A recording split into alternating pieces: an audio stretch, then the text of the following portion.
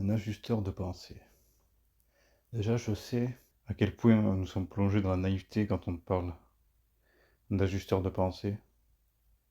Et que si on essaye de s'imaginer que c'est beaucoup plus grand que ce qu'on croit, que c'est beaucoup plus grand que ce que le nom, le terme semble vouloir dire, il y a la possibilité de dissimuler des informations un peu plus précises à travers les mots. Donc je dis à travers les mots, je dis pas avec des mots. Parce qu'ils utilisent, quand, euh,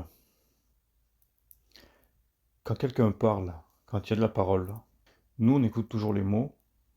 Ce que je constate, c'est que ça donne la réponse à travers le but de- de- d'un message parlé. Alors que si je fais par exemple une vidéo sur un sujet, c'est pas les mots qui répondent à la question ou au fameux sujet, c'est le but lui-même de la vidéo. C'est-à-dire que c'est comme si l'histoire elle était montée à l'envers. Il y a une trame logique, mais elle n'est pas dans les mots, elle n'est pas littéraire ou intellectuelle. Ça répond comme ça. Ça répond avec le but de satisfaire la question. Ça répondra jamais le 100% de la réponse, c'est impossible, mais ça répond toujours strictement le strict nécessaire à ce que l'individu qui pose la question soit en paix avec la question. Donc une fois que ça répond, on se dit pas c'est bon, j'ai eu la réponse, merci. Parce que ils savent que chacune des réponses qu'ils donneront, il y aura encore plus de questions derrière. Ils savent que s'ils donnent des réponses, ça plongerait l'individu dans une sorte d'état d'intérêt, de fascination ou d'excitation mentale. Les réponses qui peuvent venir, elles peuvent être absolument. Enfin, ce qu'on nous donne à manger, c'est pas les meilleures pièces de la viande. On nous donne vraiment les abats, quoi. Ce qu'on donne aux chiens, aux chats, aux animaux. Parce que s'ils nous donnent trop, qu'on réagit avec de l'étonnement, qu'on est impressionné par la réponse, ça serait pas venant d'un ajusteur de pensée. Ça viendrait d'entité. C'est-à-dire que si justement ça serait un savoir manipulatoire, on utiliserait ce savoir et cet intérêt pour amener l'individu à davantage d'illusions et de vie astrale, de vie animale. Tandis qu'un ajusteur de pensée ne sera jamais, il va jamais tenter d'impressionner l'individu avec des réponses. C'est pour ça qu'on n'entendra jamais de réponse directe, et que s'il y a des réponses trop directes, trop concrètes, trop pensables, ça vient forcément de la manipulation. Donc l'individu qui donne ça comme ça des réponses trop simples, je veux dire trop imaginables, enfin bref, on a compris, il a forcément une idée derrière la tête. Et même si l'individu en question, je parle de tous ceux qui font des vidéos, ont l'impression qu'ils font le bien parce qu'ils partagent des informations, ils guident des gens soi-disant, mais si eux-mêmes sont manipulés dans leurs fonctions, ils guident effectivement des gens, mais je dirais pas dans davantage de confusion, mais je dirais dans davantage de d'impression. Donc trop d'impression mentale engendre trop de personnalité, donc engendre trop d'émotions, donc engendre trop d'entités, et donc engendre un attachement et un renforcement des liens avec la matière et avec les mondes astraux. Donc effectivement, je peux donner une autre vision de la précédente vidéo qui semblait pour beaucoup de personnes sombre, personnes qui pensaient que c'était un triste constat. Mais effectivement, même si l'adage philosophique, ça, il me plaît pas trop, mais qui dit que c'est à travers les ténèbres qu'on aperçoit la lumière. Parce que si on est directement dans la lumière, on est aveuglé, mais si on est dans le sombre, dans le noir, on aperçoit la lumière sans se brûler les yeux. Et c'est ça un petit peu le rôle d'un ajusteur de pensée. Là, je ne dis pas ce que c'est qu'un ajusteur de pensée, je dis simplement une partie de son rôle dans le rapport avec l'individu, avec une âme. Est-ce que d'ailleurs, un ajusteur de pensée, c'est une âme? Est-ce que c'est l'âme à l'origine? Est-ce que c'est l'ajusteur de pensée qui crée une âme lorsqu'il décide de, de s'incarner? Nous savons qu'un ajusteur de pensée peut passer plusieurs vies, plusieurs cycles d'incarnation à surveiller une âme, à suivre son évolution, en faisant un travail strictement minime dans son mental, qui ne sera jamais perçu par l'individu. Donc est-ce que c'est une âme? Donc il y a des entités qui disent non, c'est un esprit, c'est de l'esprit, ce n'est pas de l'âme. Et j'ai dit à l'entité, qu'est-ce que tu en sais? Où as-tu entendu ça? Parce que c'est bien beau de se prendre pour le supramental et de dire que non, l'ajusteur de pensée, ce n'est pas une âme, c'est plutôt de l'esprit, de l'ordre de l'esprit, de la lumière, du divin. Mais ça, c'est dans la mémoire collective, là, des supramentaleux. Qu'est-ce que t'en sais qu'est-ce que t'en sais ce que c'est que l'âme et l'esprit? Si tu en sais quelque chose, c'est que tu en sais à ton niveau de conscience. Il y a des niveaux de conscience plus élargis. Il y a des sphères de conscience au-dessus. Il y en a plusieurs, plus élargies. Donc ce que tu crois savoir sur la différence entre une âme et un esprit, ou de l'âme et de l'esprit, elle est restreinte. Donc là, si on s'en aperçoit pas, c'est pas grave, mais c'est en train de répondre. Pourtant, ça, ça va toujours déconstituer la question. Parce que la réponse, elle est dans la question. Et pour l'apercevoir, il faut dégager les nuages. Et les nuages, qu'est-ce que sont-ils? Que sont-ils? Ce sont, bon, ce sont les résidus d'énergie mentale, donc de réflexion, qui se sauvegardent et ils sont intégrés dans les réseaux de mental collectif et individuel, donc chevauchant l'individu. Donc on a tendance toujours à prétendre savoir, mais on se sert que de la mémoire. Même quand on sait qu'il y a la mémoire d'un côté et puis le supramental de l'autre. D'ailleurs, c'est pas vrai.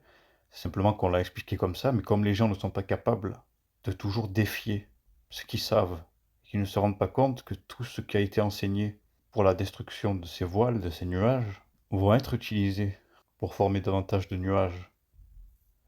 Si les gens cèdent au confort et à la facilité, parce que ça demande une énergie, je sais pas trop, psychique, spirit, je sais pas trop comment ça vient, de devoir toujours, pas dire questionner, c'est pas assez, de devoir effondrer ce qu'on sait, systématiquement effondrer ce qu'on sait, ou d'être assez lucide pour percevoir que ça doit être utile un certain temps, donc il faut avoir la finesse de savoir quand c'est que ça sert plus, et de remettre à chaque fois en titre, de remettre en jeu le vide, le fait de pas savoir. Parce que c'est confortable de savoir des choses, de comprendre des choses, de faire tilt.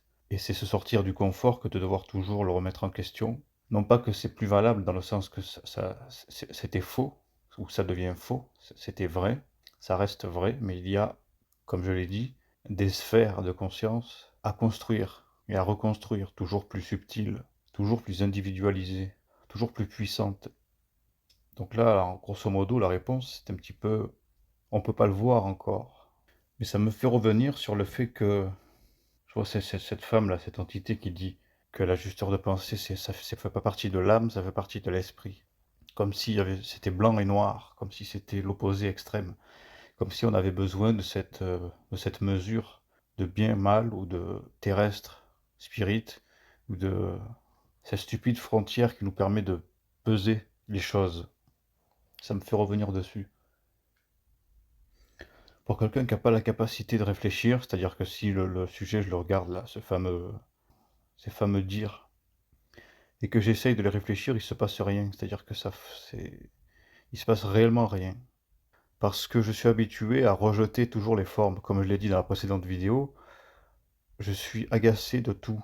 C'est-à-dire que je ne dis pas que je suis dans un état dépressif, je ne dis pas que nécessairement les gens qui ont, qui ont un rapport plus ou moins avancé avec ce phénomène d'ajusteur de pensée tombent nécessairement dans la dépression, ou en tout cas demeurent dans une dépression. Parce qu'un individu qui est conscient, il est suffisamment intelligent pour se sortir de la dépression ou de la raffiner et de faire en sorte que ce ne soit pas nécessairement un vrai problème, qu'il ait une porte de sortie dans sa vision. Mais lorsque je dis que je déteste tout, c'est qu'à chaque fois que je vais réfléchir, ça fait partie justement du contact avec l'ajusteur, c'est que pour neutraliser la pensée, la réflexion, quand ils le font, ça a pour conséquence au niveau de l'ego de détester. Parce qu'au moins quand tu détestes, tu rejettes, tu n'aimes pas. Donc la réflexion, elle se met même pas elle s'active même pas en fait. parce que je me suis habitué ou j'ai habitué les énergies ou peu importe, à tout rejeter. Donc dès que ça va être de la pensée astrale, que ça va être de la pensée, trop concrète, trop facile, des mots trop clairs, on peut pas expliquer les choses clairement. C'est impossible.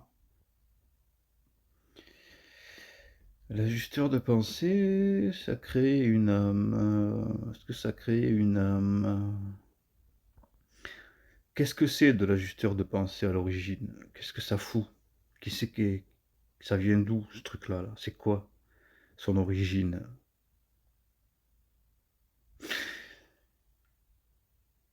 L'ajusteur de pensée, c'est une énergie, c'est un champ vibratoire.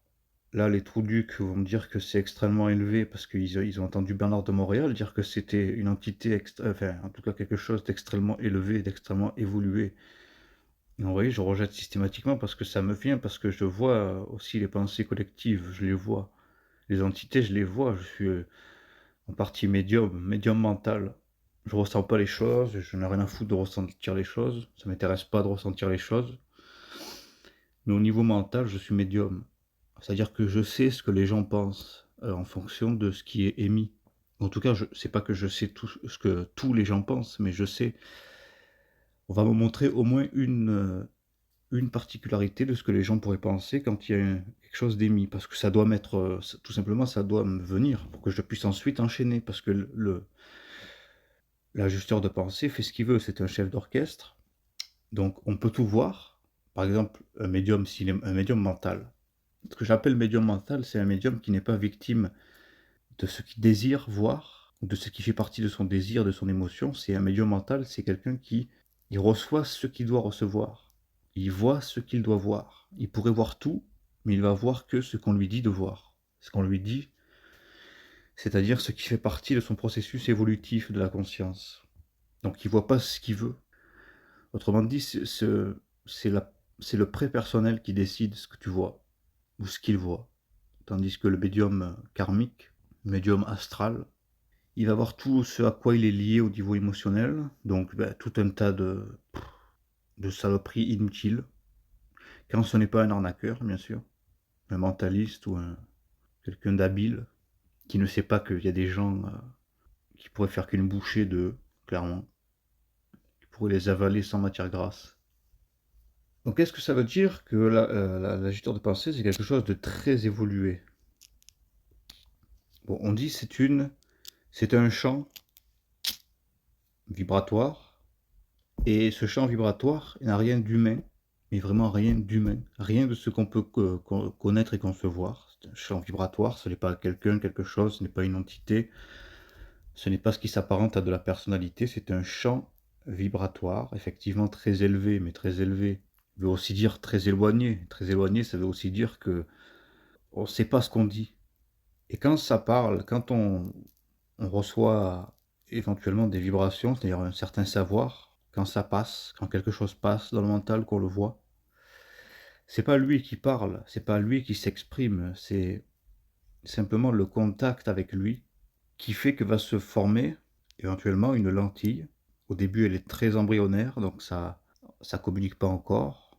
Et lorsque ça communique un peu plus, ou lorsque l'individu se sent de plus en plus cette chose-là, c'est-à-dire que c'est pas que l'individu devient un champ vibratoire extrêmement élevé, c'est que il résout tout de même une pièce de ce puzzle, et c'est ce que éventuellement euh, constitue le double. Le double étant la partie dans l'âme qui est régie par ce phénomène-là d'ajusteur de pensée. Lorsque ce champ vibratoire extrêmement élevé récupère un petit peu d'énergie de l'âme qui se consume, donc dit autrement, c'est lorsque l'individu perçoit les voiles, les illusions, et qui développe une résistance mentale, donc qui développe une petite volonté, une toute petite volonté au début. C'est ce même pourcentage de volonté qui, dans un autre plan, est perçu comme de l'énergie de l'âme qui a été consumée, donc elle a été, on peut dire, résolue, une certaine partie de l'âme qui a été résolue par ce champ de conscience vibratoire extrêmement élevé, et c'est ce même pourcentage qui va constituer le niveau de fusion, c'est-à-dire le double. Donc on peut dire que l'ajusteur de pensée, c'est un petit peu le potentiel, un peu comme si c'était la matière première d'une construction, c'est-à-dire des planches, du béton, du carrelage, des vitres, tout ce bordel-là, pour constituer une structure, et bien toute la potentialité, toute la matière première. Ok, j'ai la matière première, c'est l'âme. Et la potentialité de création, c'est l'ajusteur de pensée. C'est un champ vibratoire qui, lorsqu'il est en contact avec quelque chose, il le perfectionne, ce quelque chose. Il n'a même pas besoin de nécessairement de faire d'efforts, parce que tout ce que ça touche, ça prend la forme. C'est comme l'onde de forme, là. Je ne sais pas si vous avez vu, enfin si tout le monde a vu, là. Sur une plaque de zinc, si on envoie certaines vibrations, et on met du sable fin sur la plaque de verre, le son que va émettre la vibration que va émettre le son va faire vibrer la plaque de zinc et ça va se dessiner une structure, comme on dit là, pas géographique, géométrique. Donc l'ajusteur de pensée, c'est le son, c'est cette vibration qui fait vibrer l'âme dès lors qu'il est en contact, et il va faire varier de la meilleure manière possible l'âme, étant un petit peu la matière première. L'âme, c'est le sable, et il va lui donner la forme qu'il souhaite en fonction de son perfectionnement, mais à travers les expériences. Parce qu'un son, s'il n'y a pas de plaque de zinc, c'est pas qu'il sert à rien, c'est qu'il n'est pas perçu par rien ni personne. Il faut que le son vienne heurter, vienne toucher de la matière. Et lorsqu'il touche la matière, il prend la forme. Je veux dire, il sent la forme. Il commence à la sentir. Parce qu'il n'a pas de forme à l'origine. Ce champ de conscience vibratoire, ce champ d'énergie vibratoire, extrêmement élevé. Donc dès lors qu'il touche une âme, c'est-à-dire dès lors qu'il touche cette opportunité d'expérience, il va donc s'ajuster, d'où le terme, et il va ajuster, grâce à la matière première, grâce au sable, grâce à la plaque de zinc, il va s'ajuster une forme. Pour qu'il ait une forme, il faut qu'il sente, il faut qu'il touche. Et c'est ainsi que le double prend vie. Le double, c'est la naissance de l'ajusteur de pensée. Pas dans ce sens que ça n'a pas de naissance, l'ajusteur de pensée, ça n'a pas d'origine. C'est un champ parfait, mais qui est émis sans réel but avant de venir en épouser un dans la forme. Donc on peut dire que l'ajusteur de pensée peut commencer un tout petit peu à prendre conscience de ce qu'il est dès la naissance du double. Autrement dit, le double étant son véhicule, le double étant son cerveau éthérique capable de se percevoir et d'observer tous ses contours. Il se donne lui-même une directive, une direction à travers l'expérience qu'il touche. Donc, si dans la précédente vidéo, on aurait pu croire que c'était sombre, qu'on servait à rien, que l'ego ne servait à rien, c'était simplement pour faire comprendre, pour faire goûter un petit peu ce que l'ego doit vivre. C'est-à-dire que la précédente vidéo, c'était vrai pour l'ego. Je parlais pour l'ego. Je parlais à des égos dans la précédente vidéo, et étant moi-même, je vibrais dans de l'ego. Parce qu'il faut aussi parfois vibrer un peu plus bas pour observer des choses qu'on ne voit pas nécessairement, ou pour pouvoir dire des choses qu'on ne peut pas dire dans un autre état, dans un autre taux vibratoire. Donc c'est pas parce que j'ai dit que on servait à rien que il fallait se sentir comme si on servait à rien. Je ne sens pas que je sers à rien, mais j'ai dit que je servais à rien. C'était simplement de la parole. Donc je réponds un petit peu tard à une personne qui m'avait demandé c'est quoi la différence entre un ajusteur de pensée et le double. Donc c'est ça, le double étant la partie naissante et consciente de ce qu'on appelle ajusteur de pensée. Et quant à l'esprit, je pense qu'on devrait arrêter de ce concept-là de l'esprit. Il dit dans le fond, si souvent j'utilise le terme esprit, dans mon cas, c'est simplement pour donner une très vaste directive, une direction. Esprit, c'est juste faire un peu un signe de la main subtil dans une direction. C'est pas, on ne peut pas parler d'esprit, c'est trop compliqué l'esprit, c'est trop de choses à la fois l'esprit, c'est trop de choses, beaucoup trop de choses. Donc on s'en sert, c'est très grossier l'esprit, tel qu'on essaie de le voir. Ça n'existe pas l'esprit. Alors souvent quand je dis les choses, ça n'existe pas. Je veux pas dire, je veux pas, c'est pas de la prétention disant que j'affirme que quelque chose n'existe pas, c'est simplement que ça n'existe pas dans le sens où ça va aider à ne pas chercher ce qui ne se trouve pas. Donc ça n'existe pas. Alors c'est mieux d'encaisser quelque chose de brutal, ça n'existe pas, comme ça on a de quoi faire, on a beaucoup de quoi faire déjà. Enfin bref.